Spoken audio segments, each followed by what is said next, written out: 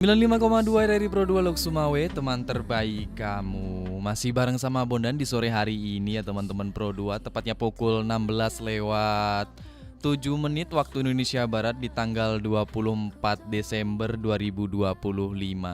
Dan seperti biasa sore hari ini kita ada program sore ceria. Nah, di sore hari ini kita sudah kedatangan bintang tamu 2 orang dari Parlemen Remaja yang mewakili Dapil 2 Nangro Aceh Darussalam untuk menjadi perwakilan Parlemen Remaja pergi ke DPR RI. Dan ini merupakan program nasional yang digalakkan oleh DPR gitu ya teman-teman Pro 2. Nah, langsung aja kita sambut mereka berdua, ada Habib dan juga Fikri. Selamat sore ya. Assalamualaikum warahmatullahi wabarakatuh. Waalaikumsalam warahmatullahi wabarakatuh. Oke, jadi Fikri ini dari SMK 1 ya? Fikri dari Misbahul Ulum ya. Nah, dari yang satu lagi yang Habib ini dari SMK 1 gitu. Oke. Nah, mereka berdua ini adalah perwakilan Dapil 2 gitu ya. Kebetulan itu mewakili Dapil 2, boleh diceritain dari Dapil 2 itu daerah mana? Dapil 2 itu melingkup Provinsi Aceh yang daerah Lok Sumawe, Aceh Utara dan ke arah timur sana gitu. Contohnya kayak Aceh Timur, Langsa dan ke bawahnya gitu. Tapi kalau Dapil 1 daerah Banda Aceh, Subulus Salam dan sekitarnya gitu. Oke, nah mereka berdua ini adalah perwakilan dari Dapil 2 untuk menjadi Parlemen Remaja gitu. Boleh diceritain apa itu Parlemen Remaja nih? Boleh salah satu jawab, silakan. Oke, baik. Parlemen Remaja itu merupakan acara tahunan yang diselenggarakan oleh DPR RI dan juga sebagai wadah pembelajaran politik kepada siswa, khususnya siswa SMA, SMK, MA dan sederajat, yang juga bertujuan untuk mendidik, memberikan pendidikan tentang kepolitikan dan juga demokrasi, memahami bagaimana proses pembuatan kebijakan publik, yang mana juga dengan harapan untuk bisa menjadi pemimpin di masa yang akan datang yang cerdas dan juga paham akan demokrasi tersebut gitu. Oke, berarti kalian ini kan kita di belakang sebelum kita ini kan udah tanya-tanya dulu sambil ngobrol kan kita. Iya, Nah, benar-benar. tadi kan kita udah tanya soal Parlemen Remaja itu apa. Nah, aku mau tanya nih, kegiatan kalian itu berapa hari dan apa aja gitu? Oh ya, kebetulan kami kegiatannya itu ada 5 hari Bang. Jadi dari tanggal 3 November ya. 3 November sampai 7 November. Jadi rangkaian kegiatannya itu ada seminar nasional, talk show, terus rapat paripurna, rapat komisi. Jadi kegiatannya itu step by step Bang. Jadi ada hari pertama tuh contohnya kami di Wisma DPR RI ya. Iya, Kami benar. ada pembukaan acara kegiatan Parlemen Remaja.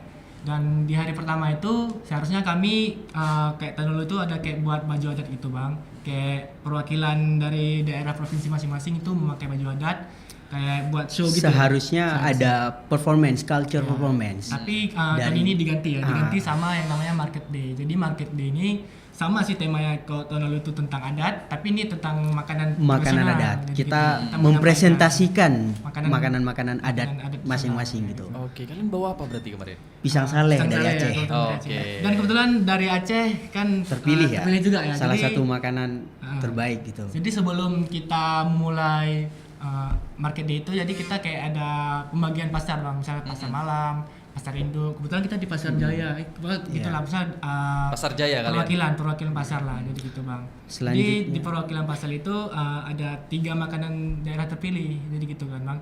Dan kebetulan Aceh kena ya kemarin ya. Iya. Salah satu makanan terpilih untuk mewakili pasar gitu Bang. Berarti makanan kalian itu bawa dari sini atau Bawa dari sini dong Bang. bawa Karena dari sini iya, asli ya? Asli Iya. dari Aceh, Bang. Emang. Atau malah Khas. buatan dari mama kalian? Enggak, beli di jalan. Berarti ya kami asli dari sini Iya. bawa ke Jakarta untuk mewakili makanan kami dari Aceh gitu Bang.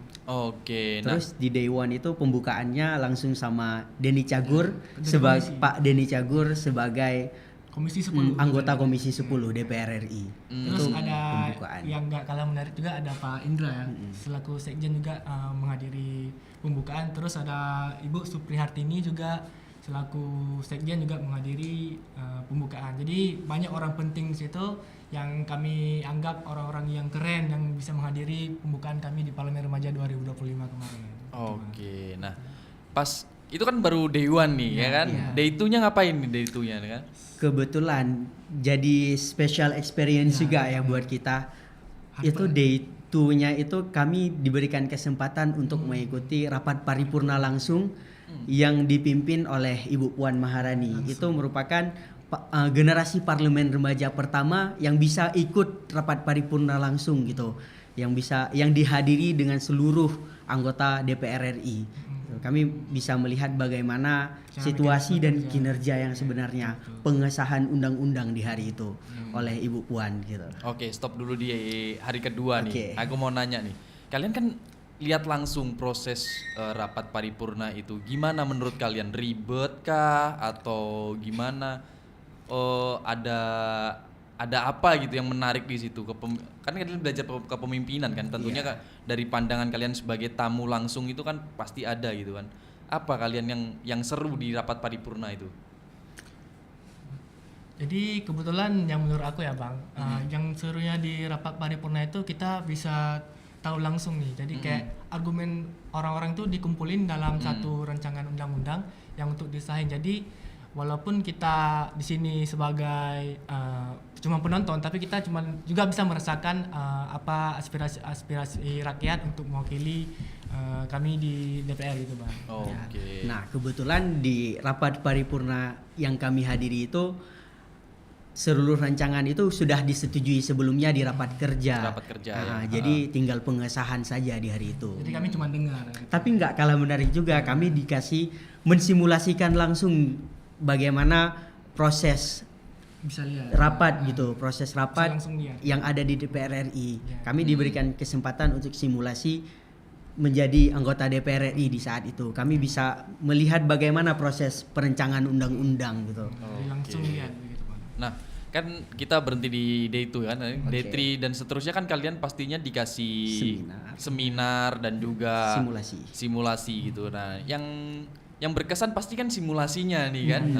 Nah, aku mau tanya temanya apa sih yang waktu kalian disimulasikan di DPR kemarin itu? Oke, bareng. Jadi kami ada yel-yelnya juga. Boleh langsung lagi ya. Oke. 1, 2, 3. Generasi pembaru energi untuk Indonesia bebas emisi. Oke.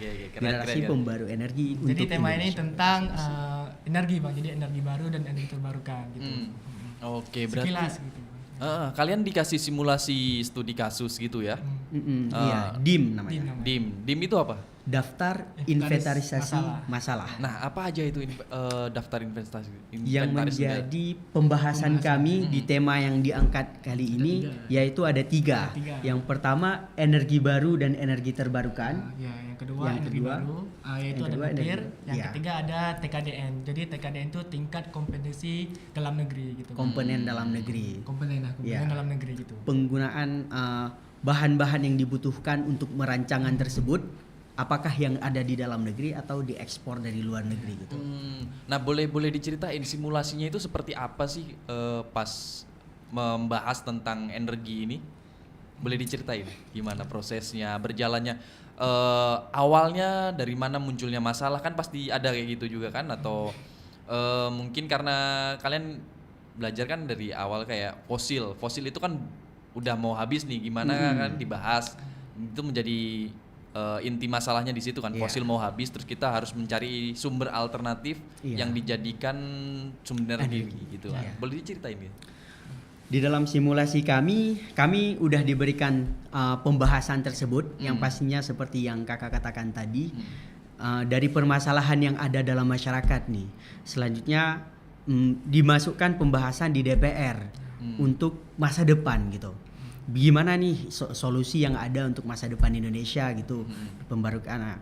Terus kami ada 3 tahap yang dapat kesempatan yang kami simulasikan.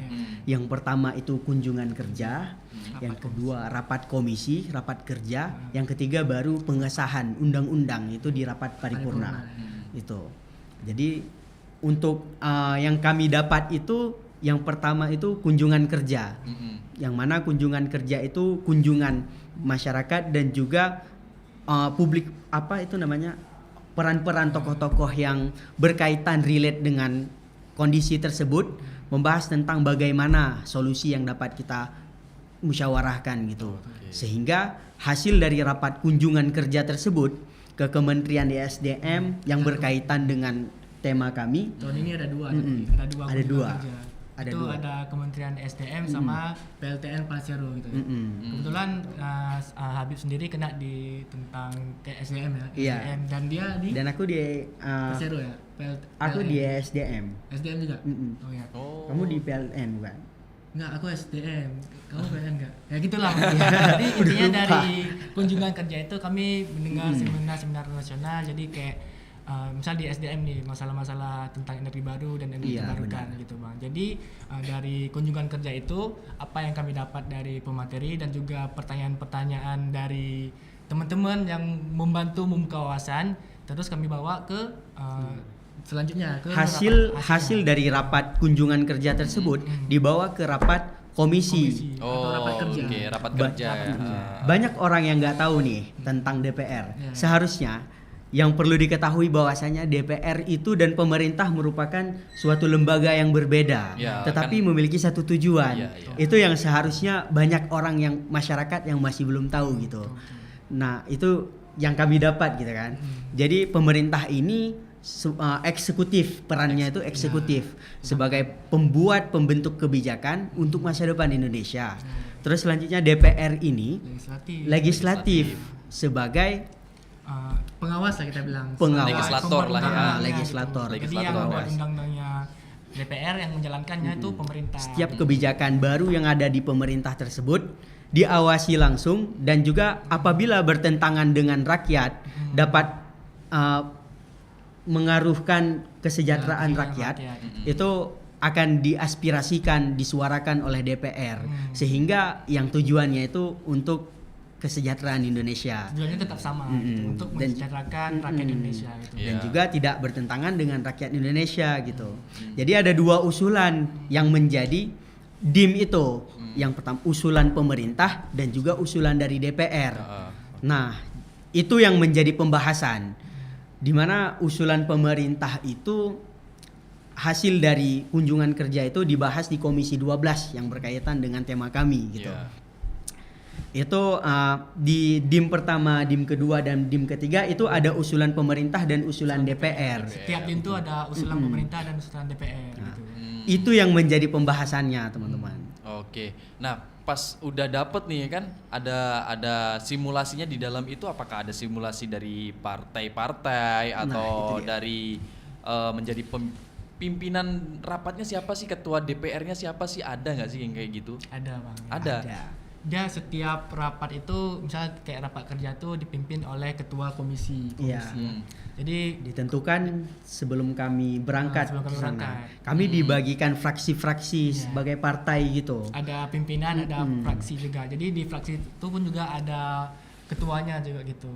Jadi dibagikan fraksi, itu fraksi itu istilahnya seperti partai lah, teman-teman. Jadi di dalam partai itu juga ada pemilihan ketuanya, benar nggak Habib? Betul. Kebetulan Habib ini ketua partai di saat itu. Oh, ketua partai. Dan aku dapat spill tadi kan, dapat spill kalau si Fikri ini jadi ketua DPR. Parlemen Remaja 2025 juga. Bang. Oh, jadi ketua angkatannya malah ketua ya. angkatan. Iya juga. Sekaligus menjadi ketua DPR Parlemen Remaja. Ya, gitu. Maksudnya Oh, Parlemen Remaja 2025. Jadi kan Parlemen Remaja itu ada 2024, 2025 sampai seterusnya. Jadi perwakilan angkatan lah kita bilang, ketua perwakilan angkatan Parlemen Remaja tahun 2025. Jadi kalau di DPR aslinya itu si Fikri ini jadi bu puannya langsung. Bu puannya Ya, gitu. langsung mengesahkan undang-undang gitu. Bang. Berarti yang menjadi pembahasan yang dari tadi tuh kayak ini mau diapain sih peraturan ini misal mau disahkan, berarti Fikri juga yang menentukan itu, Iya. yang menjadi yang menjalankan Bang. Di simulasi tersebut gitu. Oke. Dan fungsi-fungsinya sebagai ketua DPR apakah sama persis gitu? Iya, sama seperti yang realnya gitu. Yang Kami realnya. mensimulasikan apa yang terjadi di DPR setelah pembahasan tersebut. Jika tidak bisa diselesaikan di komisi, ada ketua komisinya nih. Jika tidak bisa diselesaikan di komisi, maka dibawa pembahasan tersebut ke tingkat lebih lanjut, yaitu di paripurna, di tingkat terakhir. Ya, tingkat terakhir. Tapi seharusnya untuk kejadian realnya tuh di paripurna cuma pengesahan, Bang. Seharusnya itu, gitu. tapi karena kan kami cuma ikut 2 rapat kerja dan rapat paripurna ya. Seharusnya kan sebelum rapat kerja itu ada rapat RTPU juga gitu, Bang. Jadi seharusnya memang di rapat kerja itu memang usulan terakhirnya untuk kita bawa. Jadi nggak ada lagi pembantahan seharusnya gitu. Di paripurna untuk kejadian aslinya itu langsung pengesahannya. Nah, menarik nih. Kata Fikri tadi ada sebelum paripurna itu ada pembantahan. Nah, pas kalian mensimulasikan itu, apakah kan kalian dibagi sebagai fraksi-fraksi juga kan? Benar-benar. Nah, apakah ada oposisinya juga gitu? Ya pasti terjadi perdebatan ya antara pro dan kontranya Pasti gitu. ada pro dan kontra. Nah, itu apakah udah di scripting kah atau itu memang pure dari situ aja gitu? Itu dari tergantung pendapat fraksi ya. Misalnya fraksi ini gini. Jadi kan nanti ada 2 pendapat yang berbeda antara pro dan kontra. Jadi Oke. untuk menyelesaikan permasalahan itu, jadi kita ada yang namanya lobby, Bang. Jadi di lobby itu setiap perwakilan fraksi itu kayak menentukan satu orang untuk mewakili pendapatnya gitu gimana. Terus setelah kami berembuk di lobby itu, baru kami menghasilkan satu suara yang antara pro dan kontra itu. Jadi kami harus setuju di situ, Bang. Di lobby itu baru kami bisa mengambil satu keputusan, misalnya di DIM ini kami pro atau kontra. Jadi gitu. Itu Berarti di rapat kerja itu berarti kalian juga belajar gimana cara menghargai pendapat orang lain kayak gitu juga dan gimana cara membantah yang baik kayak gitu Iya, ya. Oke. Kalau memang tidak bisa diselesaikan secara baik, maka baru dimasukkan ke dalam lobby yang seperti Habib bilang tadi. Ketika terjadi perdebatan antara mereka itu dan tidak menghasilkan suatu hasil yang diinginkan, baru dikumpulkan ketua-ketua partai untuk gimana menurut Anda, apakah Anda tidak bisa menerima ini gitu. Dari situlah baru ketika memang masih bersikeras terhadap kebijakannya mereka bertentangan dengan mayoritas suara tadi, semua fraksi sudah memilih ini, tapi ada satu fraksi yang masih bersikeras. Nah, di situ baru ada tahap voting. Oke. Itulah mengapa rancangan undang-undang bisa diselesaikan akibat pembahasan tadi. Itu ada pembahasan kunjungan kerja, terus komisi dan lobby dan juga di voting. Itu Jadi itu nggak buntu prosesnya, lah. proses Jadi prosesnya itu nggak buntu pembentukan di satu, gitu. undang-undang. Jadi ada jalan celah lah yang lain gitu ya. Oke, aku mau tanya ke Habib dulu nih. Ya, boleh. Oke ya. Karena Habib ini kan ketua fraksi kan. Ya. Nah, kebetulan kemarin oposisi kah atau pro dengan pemerintah dengan kebijakan yang akan dibuat ini? Kebetulan di kami itu kan ada 3 DIM, Bang. Jadi setiap DIM itu kan ada pro atau kontra. Kebetulan kami di EBT itu kami pro karena di EBT itu sumber energi terbarukan itu memang sangat dibutuhkan untuk masa depan. Sedangkan kan Indonesia masih menggunakan energi fosil. Seharusnya kita memang harus transformasi energi dari sekarang seharusnya. Untuk menjadi masa depan yang bebas emisi gitu, Bang. Seperti tema yang kami bawa. Jadi kebetulan aku sebagai ketua mewakilkan fraksi aku bahwa misalnya di DIM 1 nih aku di tentang EBT aku pro gitu, Bang. Dan di nuklir tuh kebetulan tim dari fraksi kami yang namanya itu fraksi Sriwijaya kebetulan kontra karena menurut kami untuk masalah nuklir ini itu bertentangan dengan energi baru karena memang untuk energi nuklir ini memang baru dan memang sangat memang bagus lah, cuman pasti ada konsekuensinya yang ada lebih konsekuensi bahaya. dan ada dampaknya. Dampaknya. Energi nuklir ini kalau misalnya ada bencana, dia bisa yang seperti negara-negara lain yang udah Pasti udah buat temannya. itu ada dampak yang lebih besar gitu Ya. yang dihasilkan oleh nuklir ini. Ya. Gitu. Jadi kalau ada tabung nuklir itu bisa menghasilkan dampak bencana yang lebih besar dari yang seharusnya bencana gitu. Oke, berarti kalau di dalam fraksi itu kemarin si Habib ini apakah ada yang bertentangan juga antara satu kepala dengan kepala yang lain? Pasti itu ada dong. ada yang namanya pertentangan. Ada ya? Ada yang pro sama kita, ada yang beda sama pendapat fraksi kita, pasti ada tuh, Bang. Cuman cara menyelesaikannya kami itu pasti kami dengan yang namanya lobby. Jadi di lobby itu memang kami misalnya kita bilang kita udah berembuk dengan pikiran bersama bahwa untuk menyelesaikan satu masalah itu dengan di lobby. Jadi otomatis di lobby itu kami sudah menyelesaikan dengan permasalahannya, dan juga kami sudah satu suara lah kita bilang itu Bang. Setiap partai itu membawa argumennya masing-masing. Aspirasi masing-masing. Setelah mereka musyawarah, sehingga 1-2 partai dan fraksi ini membawa argumen masing-masing gitu. Dalam satu fraksi itu udah pasti mereka satu kepala, udah satu argumen gitu. Jadi nggak mungkin ada lagi pertentangan, perdebatan di antara mereka gitu. Nah, aku pindah ke Fikri nih sekarang. Nah, sebagai ketua parlemen remaja kemarin kan, duduk sebagai pemegang palu gitu kan, sebagai pemegang palu. Nah, ini kan terjadi perdebatan antar fraksi-fraksi. Gimana Fikri menjadi seorang ketua parlemen nih? Nah, jadi kebetulan kemarin di paripurna yang aku pimpin itu ada satu tingkat pembahasan lagi yang masih belum selesai di komisi. Jadi itu yang harus kami selesaikan. Selanjutnya 2 dim lainnya itu tinggal pengesahannya saja gitu. Jadi yang pasti ada perdebatan lah di antara mereka ya kan. Ada perbedaan perspektif ini antara usulan pemerintah dan usulan dari DPR. Setelah itu kami bermusyawarah, tidak ada titik temu di antara mereka. Dari sebagai banyak ada 8 fraksi, 7 di antaranya sudah setuju atas pemerintah. 7 di antaranya sudah setuju atas usulan pemerintah. Terus tinggal 1 lagi yang masih bersikeras atas usulan DPR tersebut gitu, karena mempertimbangkan beberapa hal tadi. Di situ yang pasti kami sebagai pimpinan mengambil tingkat lanjut, yaitu di lobby. Di pembahasan selanjutnya tingkat lobby, yaitu perwakilan dari fraksi tersebut masuk ke dalam suatu ruangan untuk membahas itu, permasalahan itu. Nah, di dalam pembahasan itu pun 7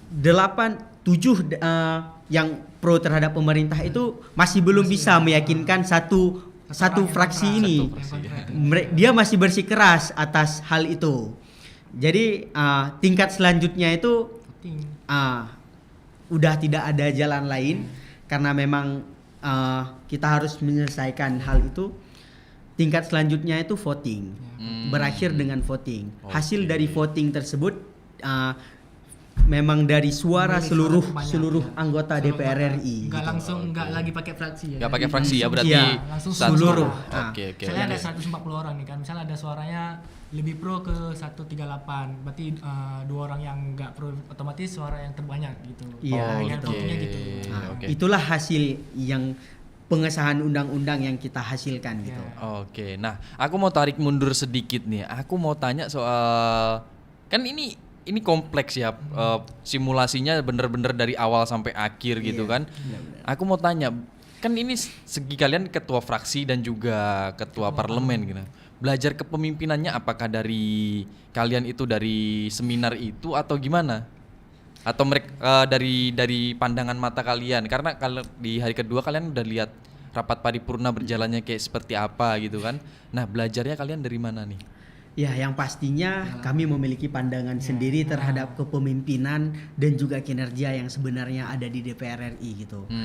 Di dalam seminar itu juga memberikan bekal untuk kami gimana sebenarnya yang terjadi di DPR itu, apakah seperti yang di perspektif masyarakat ketika semua menilai DPR itu buruk gitu. Kami memiliki pandangan sendiri bagaimana prinsip kepemimpinan yang sebenarnya gitu. Ketika semua orang masyarakat mungkin mengatakan DPR itu cuman ngomong jelek mungkin atau itu sebenarnya, dan juga ada nih yang mengatakan bahwasanya DPR itu harus dihapus saja gitu. Itu bukan solusi sih sebenarnya, karena seperti yang diketahui tadi bahwasanya DPR pemerintah ini memiliki sinkron yang sama. Suatu lembaga yang berbeda tapi satu tujuan gitu. DPR ini bertujuan untuk kemaslahatan rakyat sebagaimana tujuan gitu. Jadi mungkin dari segi prinsip kepemimpinan kita bisa menyimpulkan ada yang bisa kita simpulkan, dan juga ada yang mungkin ketika semua orang tadi menjelekkan DPR gitu, tidak seburuk itu seharusnya. Tetapi mungkin ada pemimpin yang tidak amanah atau yang tidak bertanggung jawab, itu yang membuat DPR itu dipandang buruk oleh masyarakat. Citranya buruk gitu ya. Nah, aku mau tanya nih, kan kalian belajar simulasi dan ngeliat langsung gitu kan, mengambil kebijakan, mengambil keputusan, ada yang pro, ada yang kontra gitu kan, belajar kepemimpinan segala macam. Memang ribet nggak sih menurut kalian itu? Seperti itu? Fungsi dan tugas DPR itu ribet nggak sih? Ya, dari pandangan memang ribet Cukup kali ya. sulit. Cukup sulit. Karena terhadap suatu undang-undang itu prosesnya yang sangat panjang gitu. Jadi kita nggak langsung harus dengan gitu. ini kita Terus, harus memang sesuai sama data dan sesuai sama kunjungan kerja yang kita lakukan gitu. Terus kebijakan kita serta yang dibutuhkan oleh rakyat belum tentu dapat diterima oleh perspektif-perspektif lainnya. Kita karena di situ harus menyatukan suatu pikiran gitu. Sulit sih sebenarnya ya kan untuk menjadi anggota DPR RI itu sulit sebenarnya. Cuman ya kalian gitu. aja yang simulasi pasti sulit ya Iya kan? gitu. apalagi yang berhadapan. merasakan yang sebenarnya gitu. Tapi yang pastinya sebagai anggota DPR RI itu merupakan tanggung jawab mereka. Dan juga masyarakat memberikan amanah kepada mereka sehingga mereka memang benar-benar tanggung jawab itu atas tanggung jawab mereka untuk kemaslahatan rakyat dan juga masa depan Indonesia. Oke. Nah, aku mau tanya juga nih, kan kalian meskipun simulasi, ya kan? Itu kalian berdasarkan data dan fakta yang sebenarnya terjadi kan? Misalnya kayak kunjungan kerja ESDM ya tadi, Kementerian ESDM ya kan di situ. Apakah di situ datanya memang ada dan real seperti itu di Indonesia gitu? Iya, benar. Oke. Real, memang kami membawa isu-isu yang sedang ada di Indonesia gitu. Memang simulasi itu bukan gimmick doang gitu. Tapi memang langsung dari fakta. Oke. So actually itu mungkin dari hasil pembahasan kami itu menjadi pertimbangan untuk pengesahan undang-undang itu. Karena tema kami ini diangkat ini diangkat katanya untuk ada pembahasan di DPR RI selanjutnya gitu. Yang akan menjadi pembahasan DPR RI selanjutnya. DPR RI sedang menyusun gagasan untuk membentuk pembahasan ini gitu. Oh, berarti ini otomatis jadi inspirasi juga. Iya gitu. Jadi mereka untuk menyelesaikan undang-undang itu. Berarti ini kan udah diagendakan kan? Iya. Berarti isu ini udah diagendakan untuk dibahas di rapat kerja komisi selanjutnya gitu. Selanjutnya. Jadi hasil dari kami tersebut bisa menjadi pertimbangan buat mereka gitu. Itulah suara kami itu mungkin bisa menjadi pertimbangan mereka dalam pengesahan tema tersebut. Oke. Nah, setelah berakhirnya simulasi menjadi anggota dewan dan juga kalian selesai menjadi parlemen remaja kemarin ya, yang waktu dari sana belajar kepemimpinan kan kalian tentunya kan. Menjadi gimana perubahan dari diri kalian terjadi nggak tuh? Sejauh ini mungkin kan pandangan kita kan yang dulu sebelum pergi ke menjadi parlemen remaja atau belum pernah masuk ke ruang DPR Gedung Nusantara gitu kan, pandangan kita selalu dengan DPR itu bla bla bla bla bla ya kan? Pasti ada terlintas. Iya kan? Pasti ada terlintas. Tapi ketika kalian udah ke sana, kalian belajar kepemimpinan segala macam, perubahan apa? Kepemimpinan terutama nih kepemimpinan kalian mewakili dapil juga kan? Iya, benar. Apa yang kalian rasakan? Banyak perubahan pandangan terhadap kepemimpinan yang ada dan juga pandangan kami terhadap DPR gitu. Itu yang pertama poinnya. Mungkin saat ini masyarakat memandang DPR itu buruk, tetapi sebenarnya yang terjadi tidak seburuk itu. Mungkin yang seperti saya katakan tadi, ada orang atau oknum ini yang tidak amanah dan juga tidak bertanggung jawab gitu. Dan yang pastinya kami memiliki pandangan dan prinsip untuk menjadi pemimpin yang sebenarnya tuh gimana sih gitu. Ya, dan yang kurangnya itu di saat ini di Indonesia itu kami juga memiliki pandangan gitu. Kenapa sih gini-gini gitu? Kenapa dipandang buruk sih? Seharusnya kan enggak. Itu cuma beberapa oknum yang membuat bahwa DPR itu buruk. Sebenarnya kan enggak semua oknum gitu, Bang. Karena prinsip-prinsip pemimpin yang ada di dalam DPR tersebutlah mungkin tidak semuanya, mungkin tetapi ada beberapa mungkin yang mungkin dapat menjelekkan nama gitu DPR gitu. Itu oknum itu nggak satu instansi aja mungkin, nggak cuma di DPR, oknum itu memang ada di mana-mana dan itu meskipun satu bisa menjadi 1000. satu itu bisa menimbulkan berbagai masalah, padahal oknumnya cuma satu nih. Itu dia. Oke, nah aku mau tanya untuk diri kalian pribadi nih, jangan sebagai pandangan umum lagi, untuk kalian pribadi. Iya. Setelah kalian menjadi parlemen remaja nih, perubahan apa yang kalian rasakan nih? Mulai dari siapa nih? Silakan. Boleh. Untuk aku pribadi bang, perubahan yang dari diri aku termasuk salah satunya untuk public speaking. Dulu jujur aku orangnya memang agak introvert, jarang bisa ngomong di depan umum, tapi dengan salah satu kegiatan parlemen remaja ini menyadarkan aku bahwa untuk memberikan aspirasi ataupun pandangan kita itu seharusnya memang perlu, apalagi kita sebagai rakyat ya, dengan negara yang demokrasi itu perlu yang ada namanya pembicaraan gitu bang. Jadi memang kita yang pertama itu aku perubahan juga di public speaking aku, jadi wawasan public speaking aku gimana, terus cara kepemimpinan. Jadi sebagai seorang pemimpin itu menurut aku kita harus terima apa yang namanya kritik dan juga apa yang dibilang sama orang, tapi kita tetap harus sama satu prinsip kita bang. Jadi kita walaupun kita dikritik kita tetap harus menjadi diri kita sendiri gitu bang. Gitu. Oke, kalau dari Fikri gimana nih? Aku bisa menyimpulkan ada 4 prinsip kepemimpinan yang sebenarnya yang harus ada dan kurang di kepemimpinan sekarang gitu. Yang pertama itu integritas. Kita memilih orang yang harus memiliki integritas yang tinggi. Indonesia saat ini bukan kekurangan orang pintar, tetapi kekurangan orang yang jujur dan juga memiliki integritas yang tinggi. Rasulullah juga mengatakan hal itu bang. Kullukum ra'in wa kullukum mas'ulun an ra'iyatih. Setiap orang itu akan menjadi pemimpin dan setiap pemimpin itu akan diminta tanggung jawabannya atas kepemimpinan dia gitu. Tetapi dikatakan memang semua orang itu akan menjadi pemimpin, tetapi tidak semua pemimpin saat ini bisa menjalankan kepemimpinan yang sebenarnya menjadi pemimpin yang jujur, integritas tinggi dan juga bijaksana. Itu. Yang kedua, pemimpin yang adil. Saat ini mungkin adil itu dalam maksud egonya, sifat ego dalam pribadi mereka gitu, yang masih mengutamakan kepentingan pribadi atau suatu hal kepentingan umum gitu. Selanjutnya menurut aku 4 yang ketiga yang harus dimiliki itu sifat tanggung jawab gitu. Karena kepemimpinan yang seharusnya itu memang kepemimpinan itu bukan tentang posisi, bukan tentang kekuasaan, tetapi tentang tanggung jawab, tentang kepedulian terhadap masyarakat.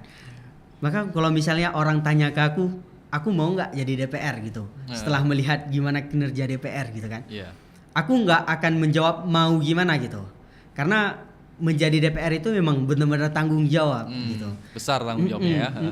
Gitu. Kita nggak bisa menyimpulkan kita mau atau tidak, tetapi kita siap atau tidak untuk bertanggung jawab atau amanah gitu atas itu semua.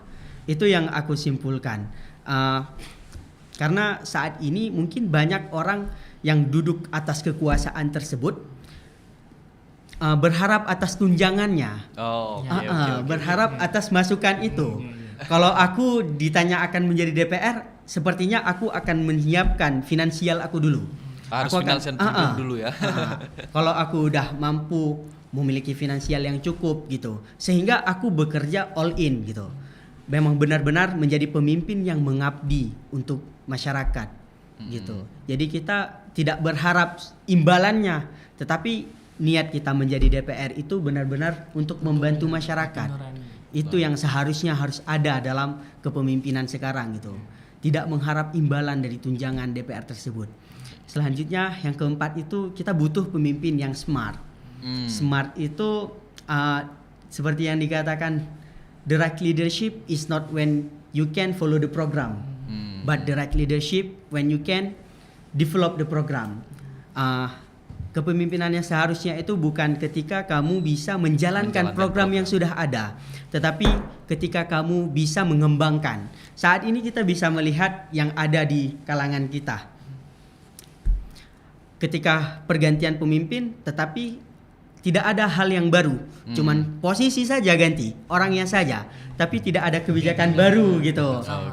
Berarti kan mereka tidak mengembangkan, mereka hanya menjalankan tugasnya, menjalankan apa yang sudah dibuat yang seharusnya berjalan gitu. Sekedar menggugurkan tugas saja gitu ya. Jadi gitu, dia nggak pengen rakyatnya maju, nggak pengen bla bla bla lah ya. Tidak ada tujuan gitu. Iya. Setelah berharap atas tunjangan tersebut, mereka hanya berjalan seperti ada kadarnya jalan gitu. Itu yang seharusnya terjadi saat ini gitu. Sehingga orang masyarakat berpandangan buruk terhadap kepemimpinan yang seharusnya ada di sini gitu. Tetapi ketika kita bisa menjadi pemimpin itulah waktunya kita untuk mengembangkan suatu kebijakan atau membuat kebijakan baru yang bisa untuk kesejahteraan rakyat. Itu 4 prinsip dan pandangan yang menurut aku kurang dan harus ada diperbaiki di masa depan gitu. Oke. Nah, aku mau tanya sebagai statement akhir kalian nih di sore ceria hari ini ya. Sebagai kesimpulan kalian untuk harapannya nih, harapan kalian terutama untuk Indonesia seperti apa? Ya. Oke. Ini kita bicaranya harapan untuk Indonesia aja ya. Biar global gitu. Ya, berarti dari aku pribadi Bang, untuk Indonesia kedepannya semoga menjadi generasi yang pertama nih berkepemimpinan yang bagus. Jadi nggak ada lagi yang namanya pemimpin itu sekedar menjalankan program ataupun sekedar dengan jangan, tapi dengan hati yang tulus untuk kepada rakyatnya. Terus untuk bangsa juga, untuk bangsa Indonesia semoga kedepannya menjadi bangsa-bangsa yang berkepemimpinan yang integritas yang bagus, dan semoga untuk kedepannya juga bangsa Indonesia menjadi bangsa yang bisa memajukan negaranya untuk bersaing di kalangan internasional gitu Bang. Oke, good. Iya. Oke, kalau dari Fikri gimana? Jadi ya saat ini itu Indonesia memang kita lihat dari perkembangan dibandingkan negara lain itu masih jauh dari teknologi, pendidikan atau hal lain gitu. Siapa yang bisa memperbaiki itu? Itu adalah pemimpin-pemimpinnya. Jadi untuk seluruh rakyat Indonesia, masyarakat Indonesia bijak dalam memilih pemimpin gitu. Karena mungkin ada banyak pemimpin yang saat ini mereka manis di awal, tetapi ketika sudah lulus tidak lagi berpikiran untuk rakyat gitu kan. Itu. Jadi kita harus meminimalisir itu. Karena yang dapat mengubah keadaan Indonesia itu ya para pemimpinnya gitu. Para pemimpinnya. Kita sebagai rakyat hanya bisa melihat dan memberikan aspirasi yang harus didengar. Gitu. Jadi kita harus benar-benar memilih pemimpin yang memang untuk masa depan gitu. Kita bisa melihat bagaimana. Oke.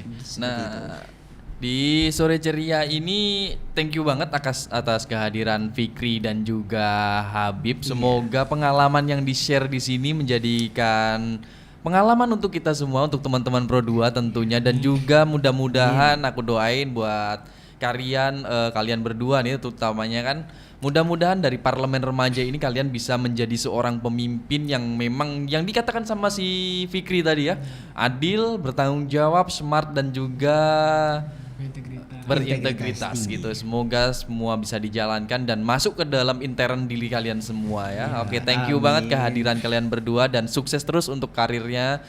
Sukses sekolahnya, mudah-mudahan lulus dengan nilai yang membanggakan, dan kalau pengen kuliah mudah-mudahan diterima di kampus yang menjadi impian kalian berdua ya. Nah, aku sebelum nutup nih aku mau tanya nih, dapat sertifikat yang bisa menjadikan kalian membantu untuk prestasi kan, berarti kan ya, dari pasti sini. dong.